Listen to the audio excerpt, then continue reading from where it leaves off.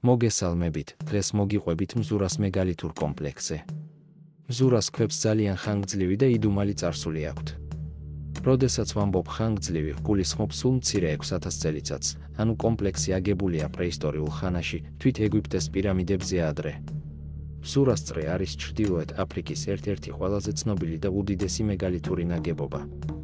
ის მდებარეობს მაროკოში ქალაქ ტანჯერიდან 15 კილომეტრში. მზურას ელიფსური შუაწრის დიამეტრი 55 მეტრია და გარშემორტყმულია 167 ქვის მონოლითით, რომელთა სიმაღლე დაახლოებით 5 მეტრია და მიწის ქვეშ კიდევ დაახლოებით 7 მეტრიანი ფესვი აქვს. ქვები დამუშავებულია და გაპრიალებული. მათი განლაგება კი ქმნის სრულყოფილ ელიფსურ სტრუქტურას.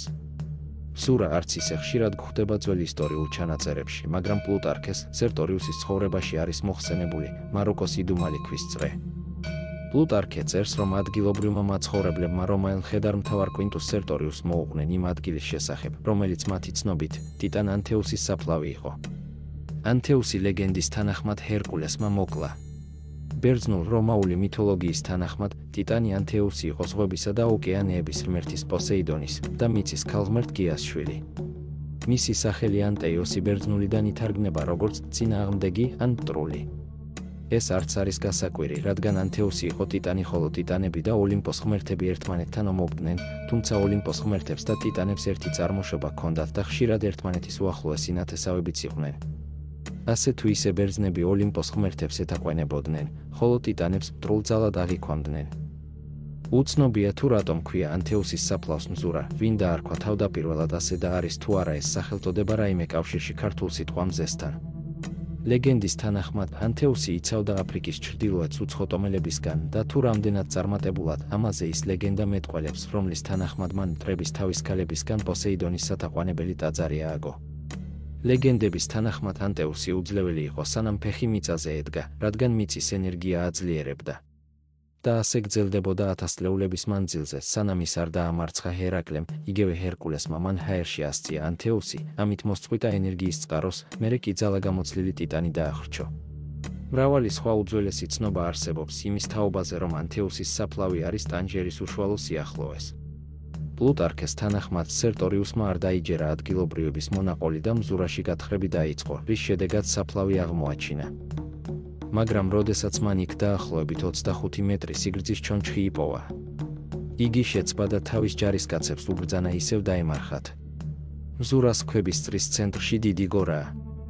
შესაძლოა სწორედ ისაა გიგანტური ანთეუსის საფლავი. სამწუხაროდ დღეს ამ ბორცვისგან ბევრი არაფერია დარჩენილი, როგორც ჩანს, დაზიანების უმეტესობა გამოწვეულ იქნა სეზარ ლუის დე მონტალბანის მიერ 1927-1967 წლებში ჩატარებული გათხრების შედეგად. 1970-იან წლებში აშშ-ს მასაჩუსეტსის შტატში სვოოცჰოლის ოკეანოგრაფიული ინსტიტუტის პროფესორმა ჯეიმს უოტ მაურმა ჩაატარა მზურას კომპლექსის ერთადერთი პროფესიონალური შესწავლა. მართალია მან ვერ აღმოაჩინა ანთეუსის ჩონჩხი, სამაგიეროდ სხვა საინტერესო აღმოჩენა გააკეთა. გამოკვლევებმა აჩვენა, რომ არსებობს კავშირი მზურას ძეგლსა და დიდ ბრიტანეთში არსებულ მეგალითურ ძეგლებს შორის. როგორც ჩანს, მზურას კომპლექსი აშენდა ან იმავე კულტურის მიერ, რომელმაც აშენა მეგალითური ძეგლები საფრანგეთში, ესპანეთში, დიდ ბრიტანეთსა და ირლანდიაში. ან მის მიერ, ვინც მათთან მჭიდრო კავშირში იყო.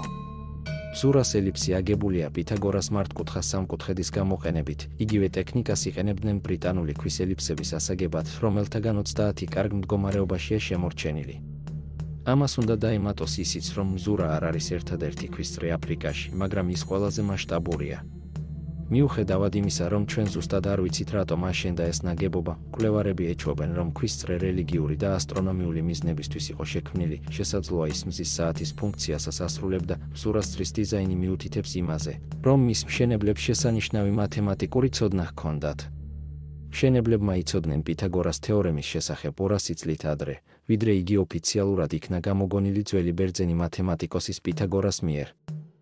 სანამ ეს ადგილი საფუძვლიანად არ გამოიკვლევა, შეუძლებელია გადაჭრით იმის თქმა, რა არის ეს ნაგებობა, რისთვის და ვინ ააშენა იგი, ან რატომ დაარქვეს ეს სახელი. თუმცა თუ გავითვალისწინებთ, რამდენი ასეთი გამოუკვლევი ძეგლია მსოფლიოში, ამის იმედი ნაკლებად უნდა გქონდეს. თუ მოგეწონა ეს ვიდეო, გაუზიარე მეგობრებს. ასევე გამოიწერეთ ჩვენი არხი, რათა არ გამოტოვო ახალი ვიდეოების გამოსვლა.